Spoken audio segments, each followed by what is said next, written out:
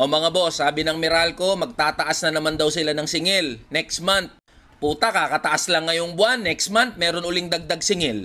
Alam nyo ba na ngayong September, nasa 31 pesos na ang dinagdag sa bill ng isang bahay na kumukonsumo ng 200 kilowatt-hour na kuryente.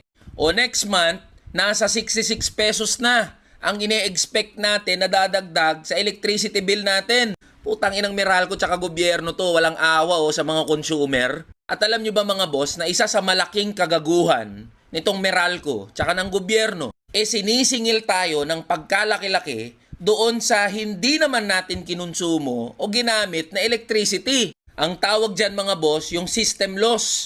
Ano ba tong system loss na hindi ine-explain ng Meralco pero sinisingil sa atin? Dalawang klase daw yan mga boss.